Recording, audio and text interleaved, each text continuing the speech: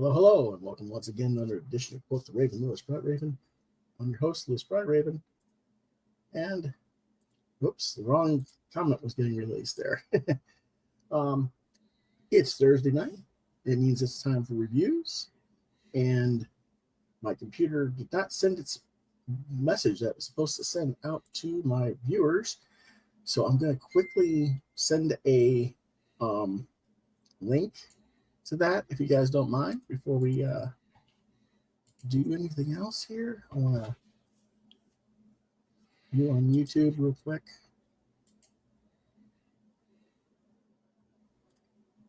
And then share. Oops. And the recipients.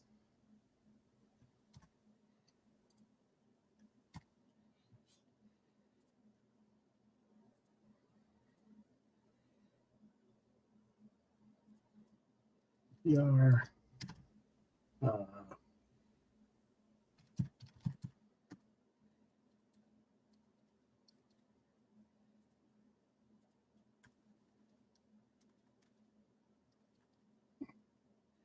right, that's done. Okay, sorry about that, folks. I thought it had been said and it wasn't. So anyway, without further ado, co-host Blue Canoe. Hello, hello, hello. Also Awesome. known as what is that? Plushy Tushy Blue something. The color that velour.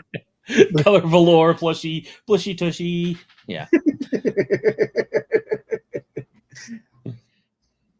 Yeah. We pick on each other very easily. But anyway, how was your day, Chris, other than you falling asleep like 6 times a day? I know, right? I was up late last night and, falling asleep in my chair trying to work. And apparently that was not good enough for my body. My body's like, nope, screw you. You need more sleep. So yeah, I mean, he fell asleep in conversation with me twice, then fell asleep again when he was supposed to be working on something else afterwards. It was just like, good Lord, it's like, does Angie keep you awake that much? Yeah, right. I didn't sleep at all last night. Yeah. So it's like, I'm gone. She's gone, so I'm sleeping now. So I gotta get some sleep. Right, yeah. Catch up. I would imagine those dogs would keep you up. That's what I was thinking, though. The dogs do as well. Oliver, when he wants OUT or whatever the heck he wants, he's like, or this paw. Alrighty. Well, let's go ahead and get into our discussions so that you can go get some more sleep. I think I've gotten enough sleep. I'll probably be up for a while, so. Yeah. Alrighty. Let's go ahead and start with you. Alrighty. We have Arcana Royale #1 for $4.99. Publisher Dark Horse Comics. Writer Cullen Bunn. Artist A.C. Zamudio. Lettering Joshua Reed. Colors Bill Crabtree. Editors Daniel Chabon, Chuck Howlett-Leese, and Foster R. Cuppins. Genre Dark Fantasy, Supernatural. Released April 23rd, 2025. What it's about: Hudson Tremaine is a streetwise gambler who has siphoned money from every high-stakes game in Vegas. She made a name for herself, but she also made more than a few enemies in the gambling underworld.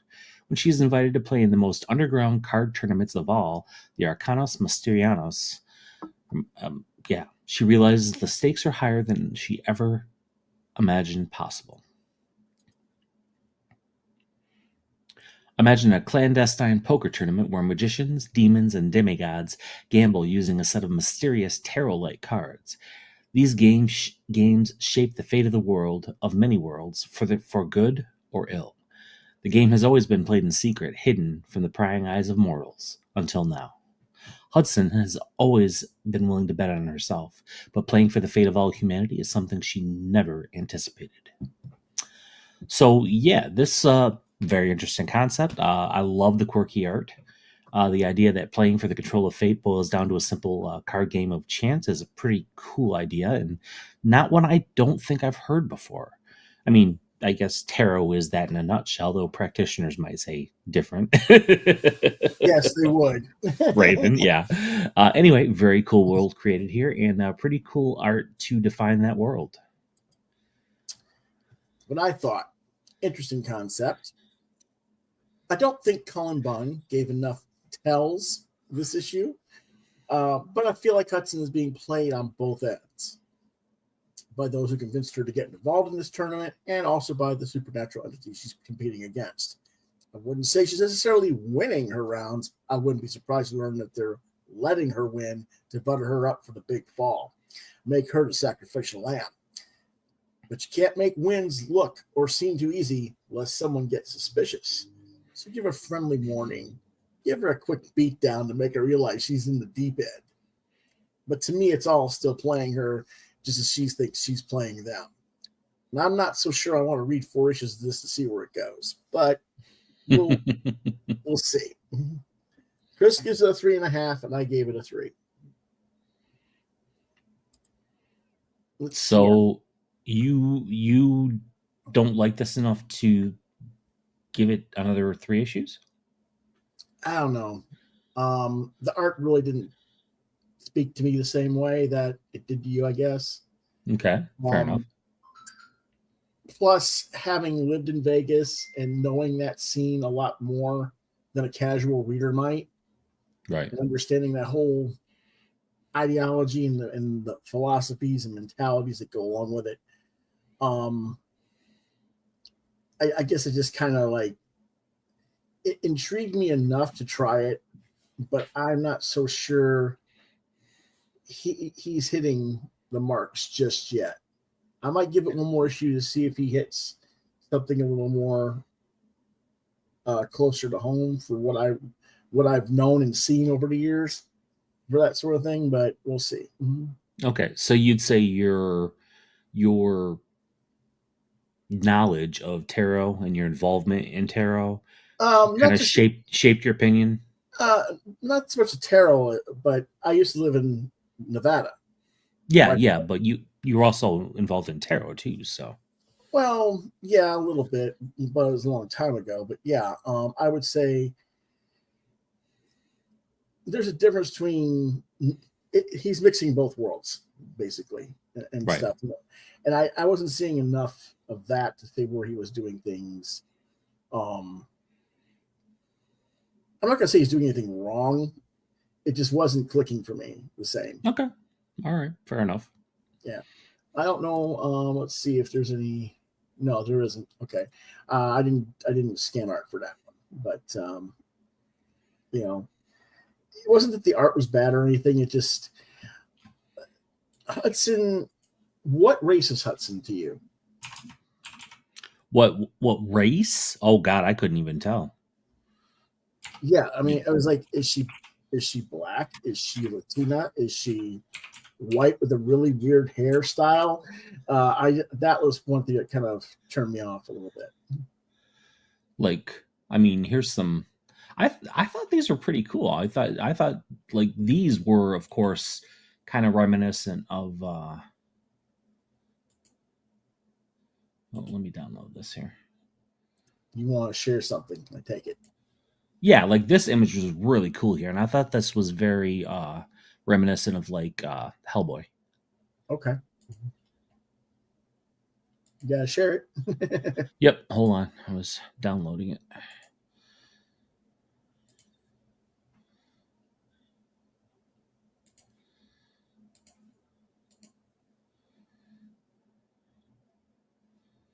There you go.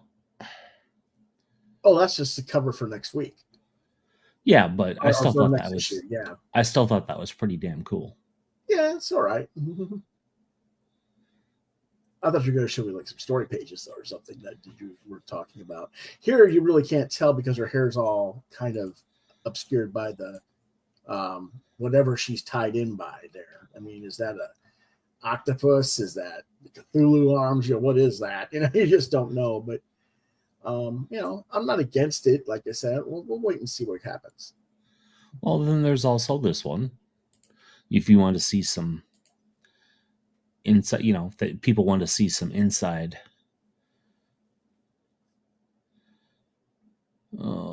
is it?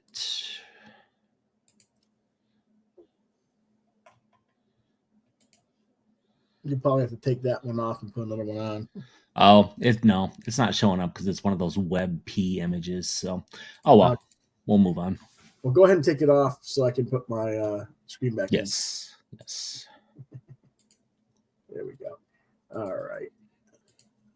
Let's go ahead and move on to the next one then, and that's Let This One Be a Devil. Number 3, $4.99. And it's publisher Dark Horse Comics, writers James Tynion, Ford, Steve Fox, art by Peter Kowalski, colors are Brad Simpson, covers by Gavin Fullerton, Peter Kowalski and Simpson, and lettering by Tom Napolitano. Editors are Greg Lockhart, Daniel Chabon, Chuck Howlett, Lee Sid Foster, K. Kubins. Gee, does this sound familiar or what? Right? Yeah. The genre is fantasy or horror, released May 7th, 2025. What it's about. In a Philadelphia dime museum, the lead's devil is successfully captured and on display. Or is it? And in nearby New Jersey, a frenzy has erupted over the various sightings of the devil as Henry Naughton continues to try keeping his younger brother out of trouble and away from a dangerous hunt to destroy the Jersey Devil once and for all. Go ahead, Chris. Yeah, well, that was a whole lot of nothing going on. I don't know what Lewis thought of the opening sequence and the reveal of the devil. I mean, that is sort of the shenanigans that these freak shows and museums would pull back in the day. And now, of course, I do like that the devil is shown to look different based on who is describing it, and meaning no one really has a concrete description of it, so depending on who sees it, it's different, or who's describing it. But with so little going on in terms of moving the story forward, it was a letdown for me. While I did like some of the stuff between the brothers, it just fell flat compared to previous issues, and the color problems I've mentioned before have not improved. As a standalone issue, I feel like it's sort of a filler issue, giving a lot of backstory while setting up for the next issue, and I presume the finale. I do think that the pacing and how the story leaves you at just the right place to want to get the next issue works well. And I thought some of the town folks pages were just kind of there. I think that's part of what the problem was. It was just a lot of the story was just kind of filler this issue. You could almost not entirely skip this issue, but like maybe 20% of the issue really mattered to the moving forward of the story. Mm-hmm. Both of us give it a 2.5 because of that. Yeah, I felt like they could have done so much more with this. Like, I realize it's supposed to be a factual, telling of the story. Semi-factual. Yeah, semi-factual, but man, they could have done so much more with this. It's like they boiled it down to the most boring aspects of a mythological story that a mythological story could be. Mm-hmm. Yeah. Well, let's go ahead and take a look at some of the art. And again, it's that kind of that rustic reddish brown stuff that, it doesn't look bad, but you lose the depth perception in it a lot. And that's part of what Chris has been complaining about. Exactly. Yes. And not without some justification. I think it's sad that they turn a kangaroo into the Jersey Devil this way. I don't know, but it is kind of sad. But I mean, this is exactly what like the shenanigans that like P.T. Barnum would pull, and Ripley, what's his name? Like, Believe It or Not, that museum type. Yeah, that's exactly the thing that they would pull. So there's that, and then now this is decently colored, consistent to the light and shadow for that. Okay, I'm seeing it. What I didn't like here is in panel 3, the lighting effect is on his left side and yet are on his right cheek and right ear, whereas everything else for lighting is on the blonde's, the younger brother's left side. I thought it should have been more, it was a little bit weird that one panel has an opposite. Yeah, Now, flipped it. I mean, there's a reason for it. It's kind of a subliminal thing to show they're opposing each other's philosophies, and it's also there because if you keep it all on one, I guess it's gonna like look a little bit too uniform anyway. But it just seemed kind of weird, Right. Yeah, but the coloring overall for the overall page is actually pretty good because you can actually. The lighting is enough that you can actually differentiate foreground to background consistently in each panel, and that is not the case in most of this book, unfortunately. You can tell almost from the page right next to it. There's just so many similar color tones that you lose some of the depth perception of what's going on in their background behind them. And yes, it's supposed to be later at night. There's, they're only moonlit and everything, but it just doesn't quite. Which tells me that this is this is very much done on purpose. The color choices in this book, because they obviously know how to color a page to, for impact and to make it striking. But it was not done to good effect, in my opinion. So, right. So again, 2.5 stars or 2 stars for this particular issue of Let This One Be a Devil. Okay, Chris, time to get crazy with you want to get nuts? Planeteers. Let's get nuts. Captain Planet and the Planeteers #1. It's $4.99, way overpriced in my opinion. Publisher Dynamite Entertainment. Writer David Prepose. Artist Iman Casalos. Lettering Jeff Eckelberry. Colors Jorge Sotil. Covers Mark Spear, Schoen, Jay Lee with June Chung, Christian Ward, Ben Oliver. Editor is Joseph Rybant. Genre superhero action adventure dark. Released May 7th, 2025. Rating Teen Plus. What it's about. Based off the early 90s hit TV series from the Turner Broadcast Services, a new version of the character is here. Earth, fire, wind, water, and heart. With their powers combined, summon the Earth's greatest champion. Hold on. What's the matter? Captain Planet. But they need to learn to trust each other first. Okay. Oh, what a Gaia, the latest high priestess of the earth, has been kidnapped. Our Planeteers are forced to come together against the newly formed might of Lucian Plunder. Even with Captain Planet on their side, will it be enough to save the very earth itself? Find out in Captain Planet #1 by writer David Space Ghost Prepose, along with artist Iman Casalos and cover artist Mark Spears, Jay Lee, providing a connecting series of covers across the first 6 issues with Ben Oliver and Christian Ward. And what I thought, what if we rebooted Captain Planet but made it all dark and angsty? Yeah.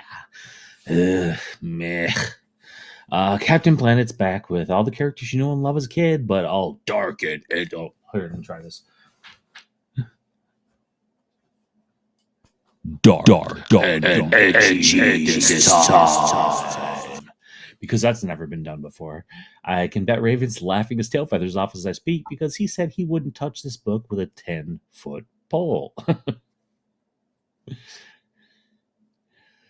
This series starts out with nothing you've ever wanted to see in a Captain Planet story, including overt sexuality changes, Gaia in peril again, and the good captain on a commission, and the most boring villain of the entire series. Hard pass on this one.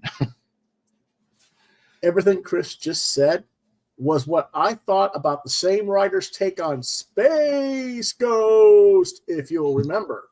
So is it any surprise that I didn't want to bother with this one? By the way, this year cover by Mark Spears looks horrible. Yeah, the only thing I can say I like about it is a space starfield behind the character. And that's the best of the covers, in my opinion. Hard pass, more like burn it. Kill it with fire. Fire! Yeah. Yeah, even Jay Lee's art seemed subpar on this. Do we have a picture of Jay Lee's art? No, I cover? didn't even bother. And I'm normally a huge fan of Jay Lee, but even his art was just Hold on a seemed second. subpar. I can pull it up for you in just a second here.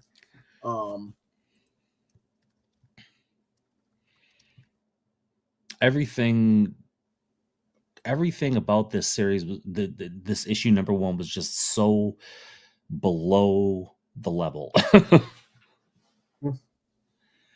All right, hold on a second. I gotta go play games with this silly thing. You want me to show his one, right? Yeah, Jay Lee. Because when you think Jay Lee, you're thinking, wow, it should be pretty freaking cool.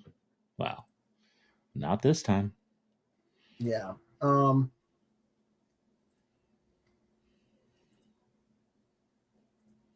There's his file.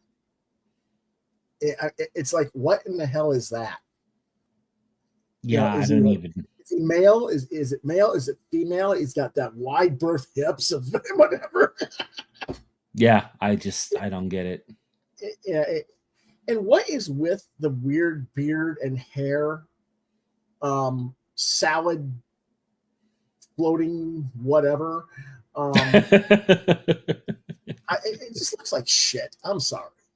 Yeah, I think Jay really phoned it in on this one. It wasn't just Jay though. I mean, if you look at the regular one, by Spears, he does the same thing with the hair. Yeah. It's like, what in the world are you trying to prove? His hair is like green fire or something. Right. Yeah. The interior art was good enough. I mean, it wasn't like horrible. I mean, look at this. But his hair. Part of the problem with this painting is it looks like it's half finished. It does. And you know what my first thought is that it was done with Microsoft Paint. Like, it looks like it was done with Microsoft Paint. Oh. I don't know, but it's just like, yuck. And then there's like, if we're going to show various covers, let's show them all, or not all of them, but just some of them. This one was probably the best of the covers. Yeah, that's not bad overall, I think. But even he has that weird looking hair and that beard. It's like, this is Will Riker, Captain Planet. No, you know what the hair is? The hair is from like Oblivion. The video game Oblivion. There's a lot of characters that have that hairstyle that with the comes up to the spike at the top. That's exactly what that was. Okay, well, I don't know about that's why it looks so weird. Okay, well, anyway, it's terrible.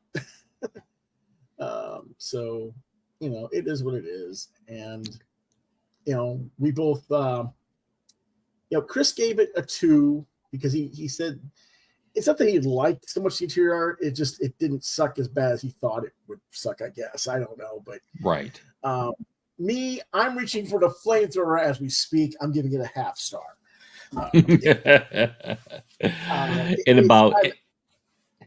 And the thing is, I'm not a huge fan of Captain Planet to begin with, but I remember the show well enough to remember that it should have a good fan base and respect your fan base somewhat, at least. And I didn't see anything here that remotely respected the audience that this is intended for. Yeah, this issue, another issue where some middle-aged jackass is writing an adulterized bullshit version. Yeah, this issue basically took a flamethrower to the fandom, in my opinion. Yeah. Yeah. So, and you're gonna be looking for this in a couple of years, and you're gonna be looking in the quarter bends, and it's not even gonna make the quarter bends.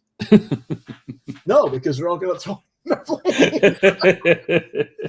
the thing is, I don't mean that the remaining copies will go up in value. See, that's what we want. But anyway, let's go ahead and go on to the next one. That's Dawn Runner 1 through 4, $4.99 each from Dark Horse Comics. Writer Ram V by artist Evan Cagle, lettering by Adita Bidikar, colors by Dave Stewart, editor Connor Knudsen. Genre science fiction adventure, originally released in March to July 2024. What is it about?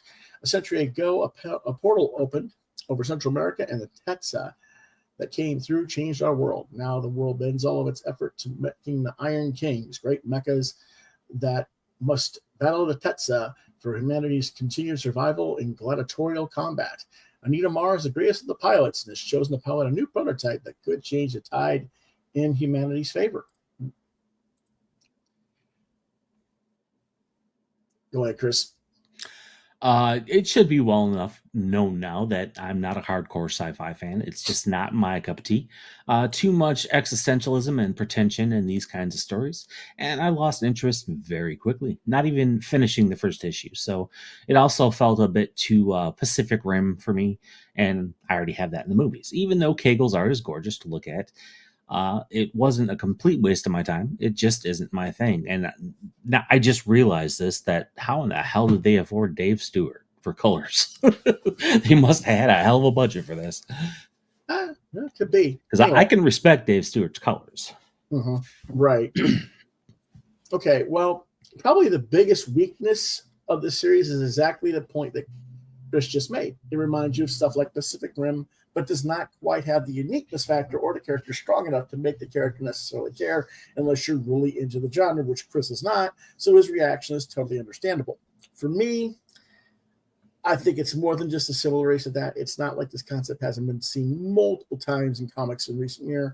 For example, I've reviewed Giga from Vault Comics, or Geiger from Vault Comics. I reviewed Hammer Fist, the underground comic by Greg Wentz. I reviewed Super Robot Mayhem by Jeremy Biggs and Javier Borden. And once you see the tropes on a multiple loop, even someone like myself who likes this sort of thing can find this fifth or sixth go around of the concept a little bit tiresome. Now, I agree with Chris that Evan Cagle's art shines. I am not as keen on Ram 5 scripting or Ram V scripting. It has a very spiritualist versus science internalized conflict for the lead character of Anita Marr going on. And while I get why that was done, it sort of limited the potential range of character to play with. So that's a core element of how the writer wrote this, was to make that sort of internal turmoil pivotal to her character. And by no means is that wrong, but it does open the work up to criticism and comparisons of the product in both positive and negative ways. I can't speak for Chris, but I felt like the color palette by Dave Stewart, while expertly executed, also contributed to the level of drabness. There's only so much muted orange and brown you can use before it becomes too monochromatic and boring to the eye. And I think that contributed to the somewhat lackluster reaction that Chris had as well. A little bit surprised you didn't mention that, actually. But then Stewart's practically a godling as a colorist, so it's hard to be critical of someone we respect as much as we do. Right? Right, yeah. Now, Chris gave it a 2. Maybe I gave it a 3.5. The best cover I thought was this one, which is the one that doesn't have all the orange cover. I mean, look at these covers. I mean, this is just orange and gray. Orange and gray tone. Mm-hmm. You know, which I'm sure was purposeful. I mean, I know it was because it's Dave Stewart. But. Right. But this is the best one overall. Right. Yeah. And that's not even, I don't know if that one's even colored by him. I think it's a different Stewart. I don't know, but it doesn't matter. Anyway, let's see if we got a little bit of internal art on this. We do. And again, what do you see? A bunch of orange tone. And I don't know about you, but I really hated the fact that even the boxes are in orange. Yeah. Bad choice. At least make that yellow or something to make it stand out. I was not happy with that. But also not a fan of that font. Yeah, but I don't know. It is what it is on that one, but right. Yeah, and I don't know. It just for as much hype as this book got, I was rather disappointed.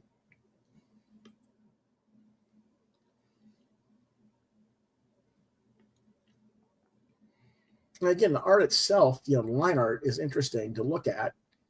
I almost want to see it in black and white more so than in color, which is You know, when you consider it is colored by Dave Stewart, and I'm saying I want to see it in black and white, that's not good.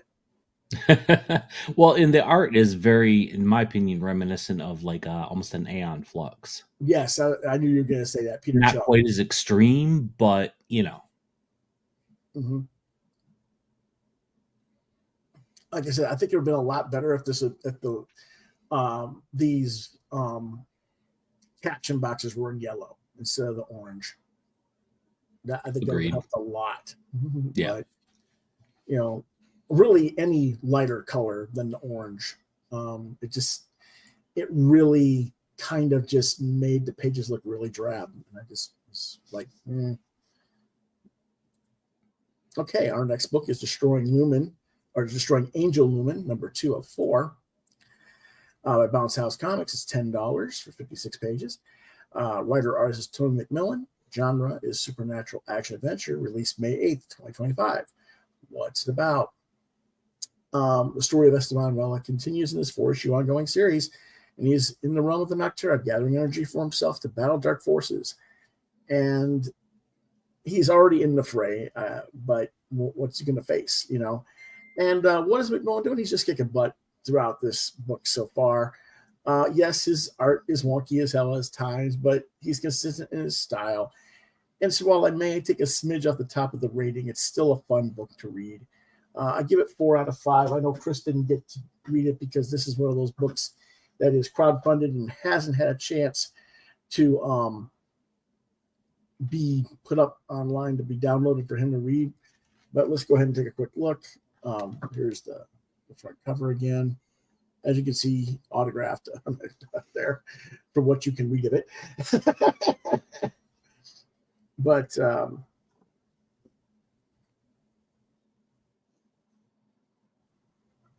very watercolory.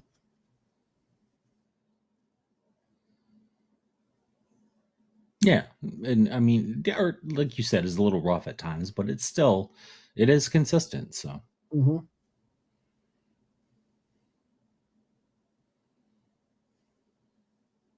Well, it's not so much that it's rough. I mean, that is literally his style anyway. I mean, this is what he does. So. Right. It's almost like Frank Miller Jr. Well, I don't know about that, but that's definitely got some Frank Miller-ish quality to it. Oh yeah, I'm not saying it doesn't. Color on this is a little bit too much.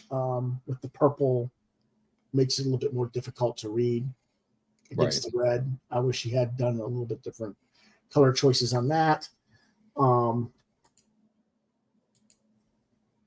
When he gets to a little more diverse, it doesn't look too bad. I guess that purple just kind of makes it a little bit hard against the rest on the red there. But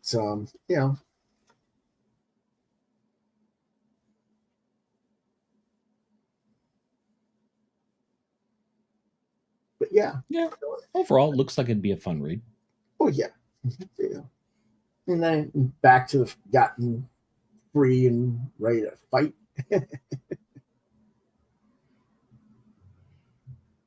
Yeah, and if you are lurking in the comments, please let us know what you're reading. Say hi, say hello, say hasta la vista, baby.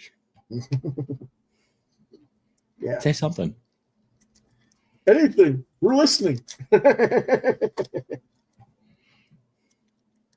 So I'll go ahead and put this back in this container here. Alrighty. There we go. Alrighty. Let's go ahead and move on to the next one, which is yours, Chris. All right. This is a favorite of mine, JUMPSCARE, number 3 of 4. I think that's $3.99. Correct. Publisher, Dark Horse Comics. Writer, Cullen Bunn again. Art, Danny Luckert.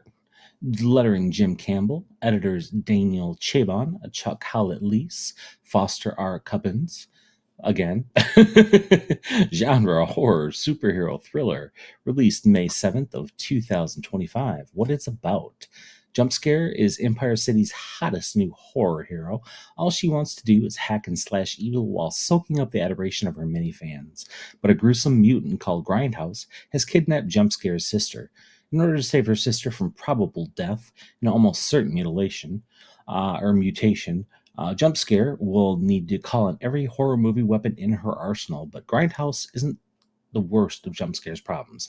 A hideous group of cultists, the Dismal Concordant, are hatching devious and deadly plans for your new favorite vigilante. So Bunn and Luckert are really, really finding their way on this series, in my opinion. I love the whole concept of, killing monsters, cool powers, juvenile humor, gore galore. But I'm really happy that the series is kind of taking a grander arc in this issue. It seems to be going towards something. We're looking at basically a Lovecraftian showdown with an unlikely team up to combat the forces of greater evil. And will those alliances work together or backstab each other in the most brutal of ways? Okay. I admit I was not quite expecting Grindhouse to want to be an ally of JumpScare. He sure seems to have a funny way of going about trying to impress someone, though, doesn't he? Storyline is only 4 issues, so now it's like you almost have to be certain that the real enemy is tied to JumpScare's parents in some form or fashion. At the same time, I question whether or not they're even going to be able to give the audience a satisfactory conclusion, or just leave it open-ended for a sequel arc, which would only make sense because, hey, it's a horror movie reality comic, and horror movies always have sequels, right? Right. So it's like, if they don't give me a satisfactory conclusion, I'm not going to be happy, but they better not disappoint us. Okay. Chris gives it a 5. He's a huge geek on this one. I'll give it a 4. I'm not as happy because I want it to come to a conclusion. I love all the trappings of this book. I really do. I just know. the fact that the little wink to horror fans where she can teleport, but she can only teleport if no one's looking. Like that little wink is that stuff is just genius to me. I love that. Let me see if I actually have anything for art. No, I don't. Okay. I didn't think I did. So there's some of the art. And she's hacking and slashing some of the enemy there.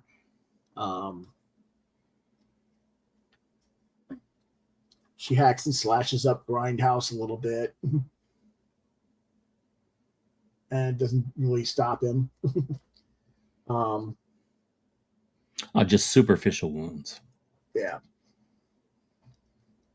This is where he's talking about teleporting her sister away, and she just couldn't get very far with carrying the extra mass or whatever, and it is what it is. But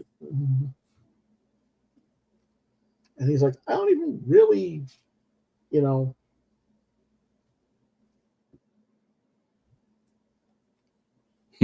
get over here. Right. It's like, hello. What's the name of the video game where he ripped that off? Mortal Kombat. Yeah, Mortal Kombat. Yeah. It's like, it's just like, okay.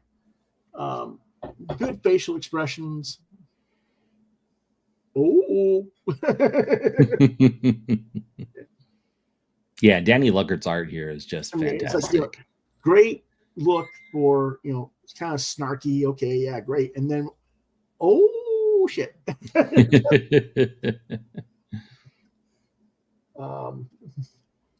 But overall, it's just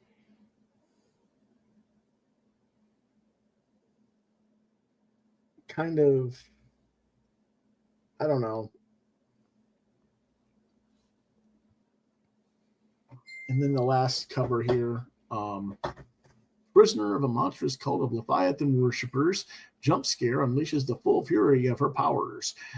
But she is not the only captive that the Dismal Concordant has imprisoned. And what is our slasher turned hero do when she discovers some monsters are victims too? Well, we all know that the monsters are victims, right? unreal. Right. So it's like, yeah, what's she to do? Well, I just think this is one of the best, most original series I've read in a long time. So, well, I'm not saying you're wrong to enjoy it or anything. I mean, I'm just, the reason I gave this one lower is because it seems to be like, I'm not seeing the payoff coming next issue. Do you understand what I'm saying? I understand. And if it doesn't pay off at the end, then I don't want this to like go into a series of miniseries. I want it to come to a damn conclusion. And if you want to go into the next story arc after you've got a conclusion, that's fine, but conclude the story. If you're saying it's 4 issues, do it in 4 issues. You're saying there's not enough room or time left for it to be anything but just a little too cut and dry. Yeah, I think so, but we'll see. All right, next one. Minor Arcana number 6, $4.99. Boom Studios, writer-artist Jeff Lemire, letterer Steve Wands with colorist Patricio Del Peque. Editors are not the same editors, yay! Matt Gagnon, Eric Harburn, and Maya Bollinger. Genre, supernatural drama, released April 23rd, 2025. What it's about. The past proves to be a more comforting place as Teresa reflects on the fond memories growing up with her grandfather. But Teresa has pressing issues to deal with in the present, most notably the surprise visit she had to pay to her ex, Alex. Feeling compelled to make amends, Teresa realizes she can no longer be avoidant of her issues. I swear, this is what if Lorelai Gilmore was John Constantine. So much of this series feels like a damn CW soap opera. I don't know. That's not necessarily a bad thing, but I also feel like I've seen and heard this story multiple times, and Lemire usually has a little more uniqueness, a little more umph to his work, so I'm starting to get a little disappointed. The issue isn't bad, nor is the series. I'm just getting close to my fill on the story, methinks. Yeah, it's an interesting story that's somehow keeps my interest without much of anything actually happening. Teresa comes off as unlikable, but it's understandable with all she's going through, missing her grandfather and not knowing what happened with him and her mother. Then there's her mom having cancer and how her mother doesn't give a shit. Psychic flashes that pretend something horrible is going to happen, but we don't know what yet. It's all a lot to deal with for any normal person, and Teresa is definitely not normal. Both give it 3 out of 5. But, it's kind of like, it's starting to run its course for me. I don't know about you. Yeah, something needs to happen. More than little, flashes of, psychic ability. Something needs to happen. Yeah. Okay, next one is yours. It's time to either proverbially shit or get off the pot. Yeah. Night of the what's that? Next one's yours. Okay, Night of the Slashers trade paperback. I believe that's probably $19.99. Yep. Publisher Magma Comics. Writer Cavan Scott. Artist Paul Fry. Lettering Sean Lee. Colors Derbla Kelly. Editor Bobby Kernell. Huh? Just say Deborah. Oh, Deborah. Okay, Deborah Kelly. Editor Bobby Kernell. Genre horror. Released May 7th, 2025. What it's about. Hill Creek is a lovely place to visit, except the one night of the year its citizens transform into bloodthirsty maniacs. Of course, that's the very night Laura's bus breaks down, stranding the disillusioned teen and her classmates in the secluded town. Secrets uncovered, terror at every turn. Will anyone survive the night? Group of teenagers, check. Harbinger of doom, check. Creepy town that the teens are railroaded towards, check. Plenty of classic horror tropes here, but in a clever twist that the group of teens get trapped in a town that has a dark, terrifying secret after dark. Who will survive? What will be left of them? And will they be able to break the horrible curse surrounding the town? I was thoroughly pleased with this, grant you. This is right in my wheelhouse of taste and interests. As I said, lots of classic horror tropes, but the writer manages to do something different with it, which is not an easy feat when there's all kinds of horror slasher films in recent comics, as you can tell from my recent selections to review, to be redundant of. I gave this a 4 out of 5. And I did not read this one because, well, we've read enough of those. You just didn't have the damn time. Well, I didn't have the interest in that one either at all. That's true. I knew that you would like it, and I was like, yeah, that's something for Chris. And, you know, unless it like completely craps the bed or something, it's going to get a decent review. So it's like, you know, I don't mind because there's stuff that I read that you don't. So it's exactly that you get to do something that you like too. So. Like you like a lot of that, you know, foofy stuff and like hardcore sci-fi. Right. Yeah. So anyway, the next one is The Night Librarian. It is a graphic novel for $13.99. Publisher is Dow Books for Young Readers and Penguin Random House. Creator is Christopher Lincoln with color assist by Benea Rosado. 250 pages, 6x8 trade format. The reader, this is our kids' book of the week, age reading 8 to 12, released originally in July 30th, 2024. I just got it last week. Well, it's about twins Paige and Turner. Paige, Turner. Are two precocious bookworms whose favorite place to be is a New York public library. When something strange is going on and weird things are happening. Things like a dragon imprint on the ceiling and a giant beanstalk growing in the middle of the building. It turns out that the books are all bursting with magic, and suddenly all sorts of dastardly villains are escaping from their books and threatening to destroy the entire library. And if they escape the library, what then? Now it's up to the twins, with the aid of a mysterious night librarian and a motley crew of escaped storybook characters, to save their beloved library before it's too late. What did I think? I think somebody watched the TV show The Librarians and got inspired to make a young children's version of the concept. And the curator did a very reasonably well-crafted take. The art is suitable for the age audience it's intended for. Not the greatest style of art, but nothing that should be what we considered unappealing, I should think. The kids get to fend off some cool villains, and sure, there's a fair lot of wordplay and derivative elements. But I think it's fair to say that this plays into the nature of what the book is about, as you're talking about popular characters from other books coming to life in a museum, after all. I do feel like the story went a little longer than necessary, but at the same time, for a younger reader's book, it's not a bad point, because the things that make the story feel long-winded to me is because I'm an adult and I figured out the plot 20 to 35 pages into a 250-page book. An 8 to 12-year-old isn't necessarily going to be that savvy or that well-read to pick up on things. And so at that age, they probably don't have the jadedness that we do as adults. So I think that, well, I might have gotten bored with it. The audience that the book is intended for won't. And I give it a 3.5 stars. And let's take a look at the art. Imagine the same scene over and over again for eternity. No wonder characters want to escape. Ultimately, these forces lead to eruptions.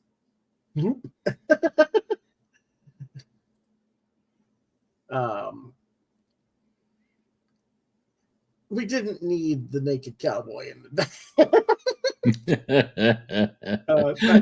nobody needs the naked cowboy. No, but it was like, okay, wonder if his nightmares include going to class wearing clothes. Yeah. But they're interesting characters, and it's interesting how the colors, they color everything kind of brownish yellow in the majority of the things, and yet Turner, the brother, is like stands out from everybody else, in colors. He's supposed to be the oddball, right? So, well, they're both supposed to be oddballs, but it's just interesting that he's like, she's sort of colored a little bit, like her bag is colored, but she's still kind of sort of in the same tone, earth tones, and yet he's more purplish blue for like a spacey type, he's right. a spaced out type guy or something. But okay. And there, of course, they're talking about librarian, and he gives her a death ray stare in the box.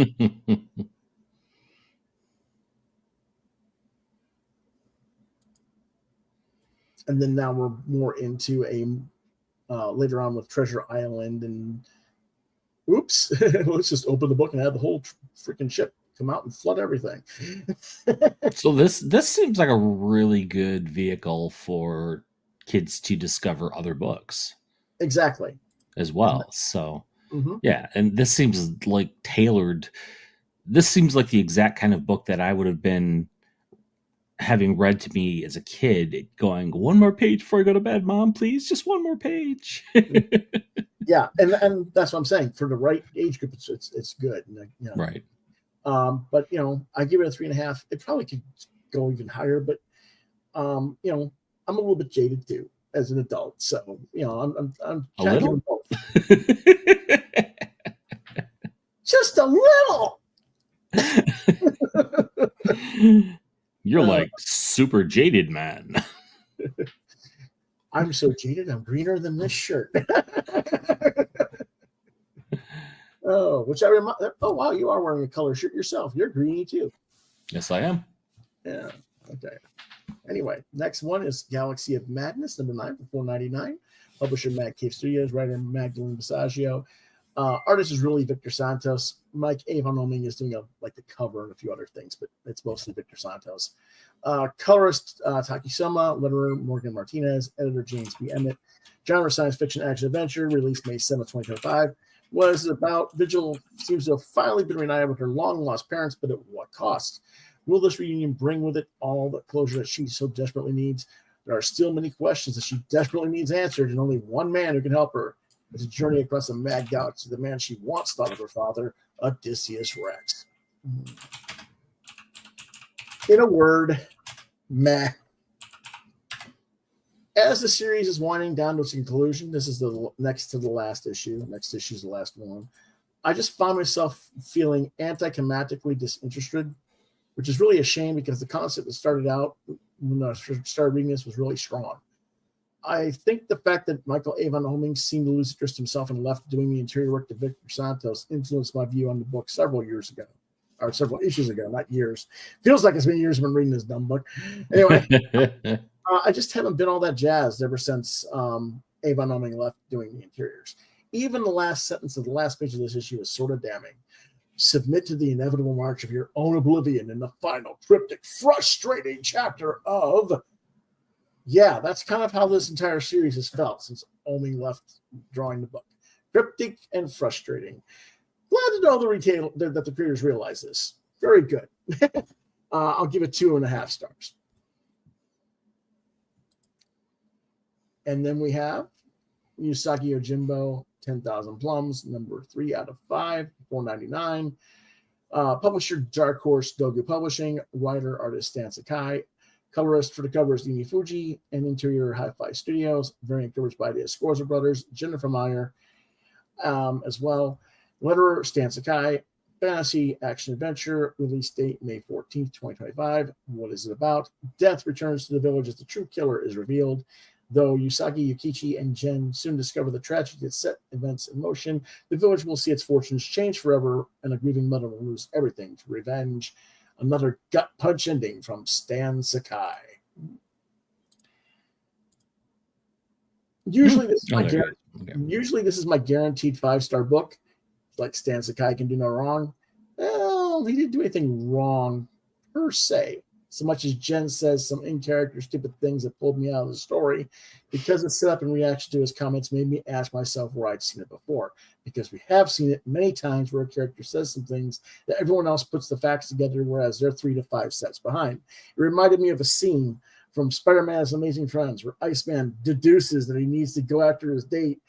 What he needs to do after his date is kidnapped by the Green Goblin. And Peter goes, "Oh my gosh, that was Green Goblin." Yeah. And he took my girlfriend. Yeah, I guess I'm gonna go change the Iceman and help you guys get her back. And he figured that all by himself. You remember that episode? I do.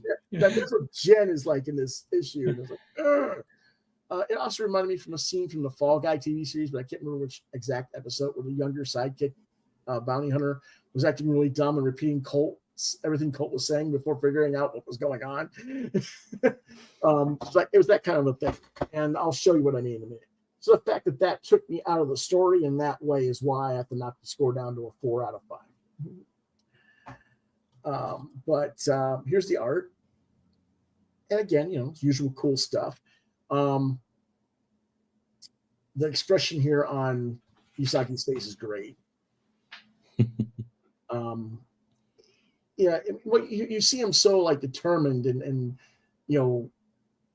and then he sees the body of the woman the mother that he's going to go find, and realizes that she's dead, and it's not a good scene. So right.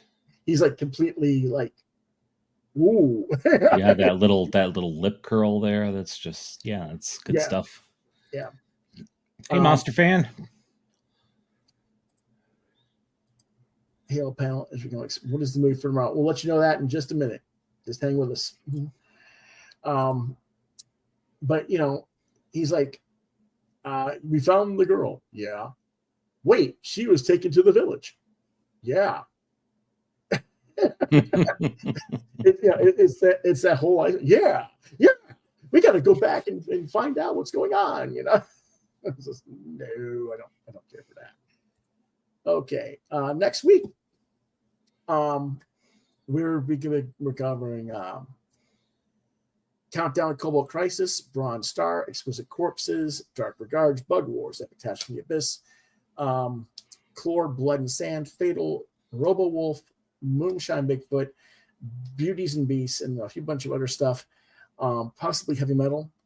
I think John Norris will be back next week, which means even more cool comics to be discussed than what's just here. But this is the preview of what we're planning to talk about next week. As for tomorrow, is Werewolf by Night from Disney Marvel Studios. That's what we'll be talking about tomorrow at 8 p.m. So yes, tune in for a howling good time. That was bad.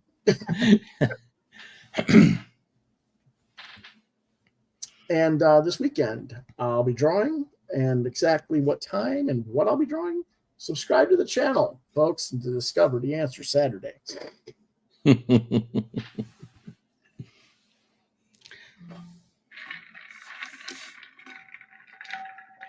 So, whoops. You didn't need that close enough to taking a drink. Right? Do that again. It's a good thing it wasn't the whiskey. Or was it?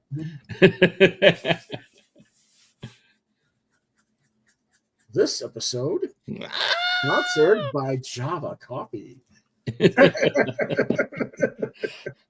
Anyway, you can send that check to. Yeah. Anyway, pretty cool. And so that's pretty much our show for tonight. If you want to reach out to me on social media, at Facebook, Lewis.BrightRaven, at the Muskrat channel at LewisBrightRaven2, DeviantArt.com/BrightRaven for my artwork, DeviantArt.com/FatBoy73 for Chris. You've been watching Quoth the Raven, Lewis Bright Raven, exclusively on YouTube. Comments, suggestions for books you want us to review or movies you want us to see and check out and review, Quoth the Raven LBR72@gmail.com is the place to reach out. And if I don't get back to you, try Lewis Bright Raven at yahoo.com.